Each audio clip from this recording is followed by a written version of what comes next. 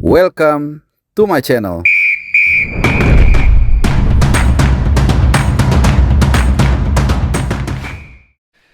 Ya, halo teman-teman semua, kembali lagi di CBH dan juga selamat hari Senin atau Selasa ini ya, tergantung kalian nonton video kali ini. Dan seperti biasa di edisi Report Abroad kali ini ada banyak pemain yang akan kita bahas dan ini akan menjadi pelengkap dari ya game week ini. Karena kemarin gue sudah bahas juga beberapa pemain, tapi kita akan ngebahas sisa pemain yang tampil di hari Minggu kemarin. Jadi ada dari Inggris, ada dari Eropa Daratan dan juga ada dari Thailand. Dan kita mungkin akan mulai dari yang absen dulu, yang absen karena cedera, absen karena eh, ya memang nggak apa namanya tidak bisa tampil karena akumulasi kartu dan lain-lain ya. Jadi yang pertama adalah Marcelino Ferdinand ya, walaupun timnya main minggu lalu tapi dia masih, tentunya kita masih semua tahu, masih dalam proses pemulihan cedera, sudah hampir 100 hari tanpa minute play sama sekali. Jadi semoga Marcing cepat sembuh dan tentunya juga ada Elkan Bagot yang di timnya sebenarnya main juga kemarin lawan Wrexham, kalah dengan skor yang cukup telak yaitu 5-3, dan yang bersangkutan tidak ada di DSP. Sebelumnya dia sempat satu kali muncul di DSP saat di FA Cup ya, mainnya juga cukup bagus, tapi kembali ya dia harus terus berjuang untuk bisa dapat tempat utama di tim senior dari Ipswich Town. Dan ada lagi dari Thailand, ada dua nama yang masih harus terus struggling karena dua alasan yang berbeda. Ada Asnawi yang juga sama masih ada pemulihan cedera, dan juga Pratama Arhan yang kemarin timnya memang tampil menang 2-0 dari Muang Thong United, tapi yang bersangkutan tidak ada di DSP sama sekali. Ya, tidak ada konfirmasi apakah cedera atau memang tidak masuk DSP. Dan ada satu lagi yang mau gue bahas juga, sebenarnya ada di DSP, yaitu Dean James. Jadi Go Ahead Eagles ini kemarin main menang 4-0 lawan Heracles Almelo, tapi jadi hasilnya itu komplikasi ya. Jadi artinya timnya menang clean sheet 4-0 kan, tapi Dean James tidak ditampilkan sebagai bek kiri. Artinya kalau kita bicara pattern dari sepak bola, kemungkinan besar nanti di laga berikutnya itu dia tidak akan dimainkan, kemungkinan besar ya, karena biasanya kalau ada pemain lain dikasih atau dicoba kemudian timnya bagus, biasanya dia akan terus dipakai, kecuali nanti ada rotasi atau dia cedera, baru mungkin Dean James akan bermain lagi. Jadi itu beberapa pemain yang kemarin ya kurang beruntung lah, performanya mungkin sedang turun atau sedang dalam masa cedera. Nah, sebenarnya hari Sabtu kemarin juga ada satu pemain yang sangat penting yang gue lewatin, yaitu Ole Romani. Nah, ini gue akan bahas juga. Timnya ini memang sudah sangat sekarat ya. Ini sudah posisi dua dari bawah dan hampir pasti degradasi, walaupun masih ada kesempatan tapi sangat berat. Kemarin timnya sebenarnya cukup bagus secara hasil karena dapat 1 poin dari peringkat atas, peringkat 2, The Borough, Middlesbrough. Ini tim yang juga kita tahu Yoyo sering ke Premier League, dan away dari Riverside Stadium. Tapi kemarin sayang banget oleh Romney masih belum pecah telur. Jadi sudah 11 kali musim ini dia tampil bersama Oxford United. Ini klubnya Erick Thohir, tapi masih belum bisa mencetak 1 gol pun musim ini. Sangat mengkhawatirkan karena terakhir kali dia dalam satu musim tidak bisa mencetak gol itu tahun 2020-2021. Jadi 5 tahun yang lalu.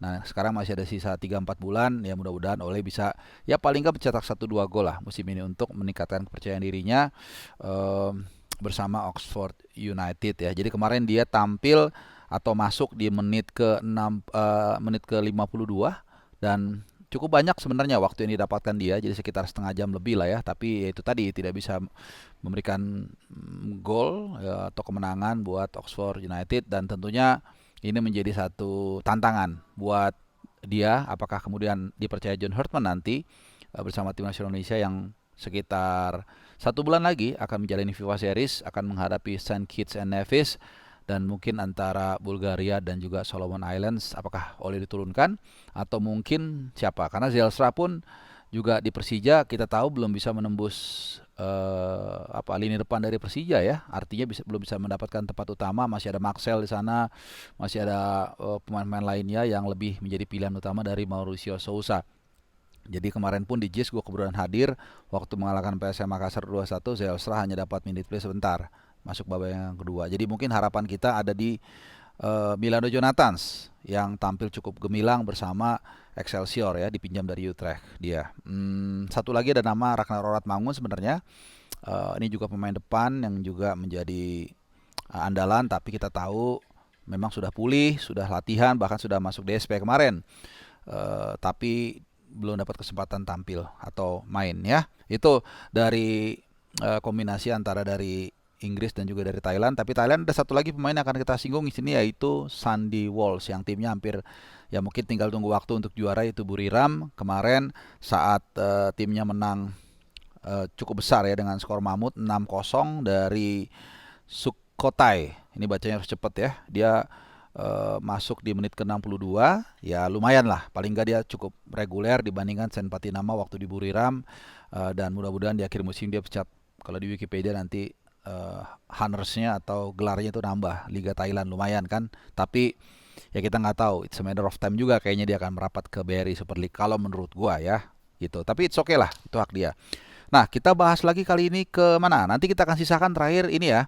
Emil Laudero ya, ini kiper yang menjadi andalan kita juga dan menjadi menarik karena di saat yang sama ada Martin Paes juga yang tampil cukup gemilang kemarin di debutnya bersama Ajax. Tapi nanti kita bahas mungkin 4 menit lagi, 3-4 menit lagi.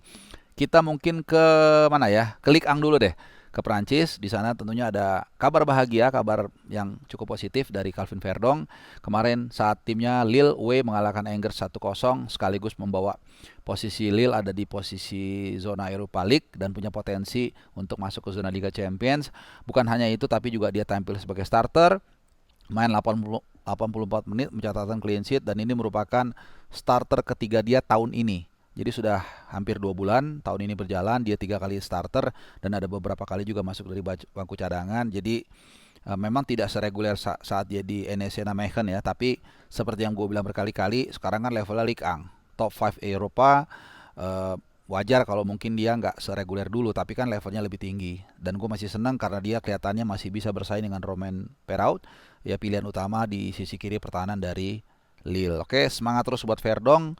Tinggal kita nanti bulan Maret FIFA Series apakah dia dimainkan sebagai DM atau sebagai left back yang memang menjadi posisi dia selama ini bersama dengan Lille. Masih di area yang sama, tetangganya yaitu Belgia. Satu-satunya pemain yang akan kita bahas di sini selain Ragnar adalah Joe Pelupesi yang bermain di Jupiter League. Ya, dia bermain sebagai starter, main 70 menit lebih, jadi lumayan. Ini juga sama, cukup reguler dan ya punya potensi juga untuk promosi ke kasta tertinggi sepak bola Liga Belgia atau Liga Satunya Belgia ya. Kita tunggu akhir musim seperti apa. Dan kemudian dari mana? Tadi udah ada, udah Belanda udah, Belgia udah, Ligue 1 udah. Mungkin dari Italia ya, dari Italia, oke. Dari Italia ini dia, last but not least. Jadi ada Emil Laudero yang kemarin tampil ya biasa-biasa aja sih karena nggak banyak melakukan penyelamatan, dan Roma pun kebetulan nih hasilnya membuat hati yang Romanisti ini terbelah dua. Ya senang Romanya menang, tapi juga sedih melihat gawang Laudero kebobolan 3 kali. Tapi memang Roma mainnya bagus banget, ngepres dari pertama. Pokoknya bagus banget lah mereka, dan ada 5 tembakan yang dilepaskan oleh Roma dan hanya 2 yang berhasil diselamatkan oleh Audero. Ya, 1 pure murni save 100%, 1 lagi memang bola yang seharusnya bisa di save. Dan ini membuat posisi Cremonese juga terancam terdegradasi ya, semakin terperosok ke bawah.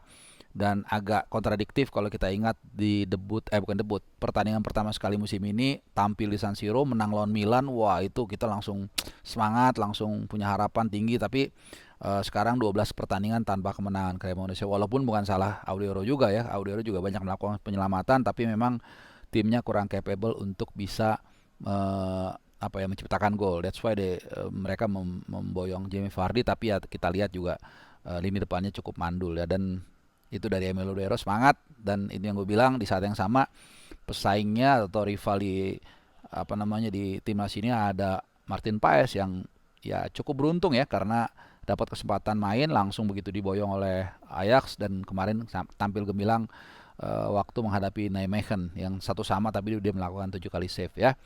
Last but not least dari Bundesliga kita tutup dari Kevin Dix. Kevin Dix bakar besi, comeback setelah menjalani hukuman akumulasi kartu kuning, jadi 5 kartu kuning dikantongi sehingga dia nggak bisa tampil di laga kemarin, tapi kemarin dia comeback. Mainnya juga bagus banget, sayang memang timnya harus kalah 2-1 dari Freiburg dan ini membuat agak terperosok juga posisi Gladbach ke posisi 14. Patokan gue pokoknya musim lalu mereka finish peringkat 10, jadi kalau ada di peringkat 10 juga berarti ya it's okay sama. Artinya gue berpikir kalau ada Kevin Dix mudah-mudahan lebih baik lagi posisi dari Gladbach dibandingkan musim lalu ya, walaupun musim masih panjang, apa namanya, fluktuasinya masih bisa berubah-ubah, bisa aja nanti mudah-mudahan Kevin Dix bisa tampil, bisa kontribusi ke Gladbach sehingga bisa lebih baik lagi posisinya. Oke teman-teman semua, itu dia wrap Rapat Tebrot kali ini. Semoga berkenan, semoga informatif, dan seperti biasa gue berharap kalian dalam keadaan sehat, dan buat yang menjalankan ibadah puasa, kalau lagi sahur semangat, selamat sahur, dan tentunya selalu sapa orang-orang yang kalian sayangi selagi bisa. Terima kasih teman-teman, sehat selalu, adios.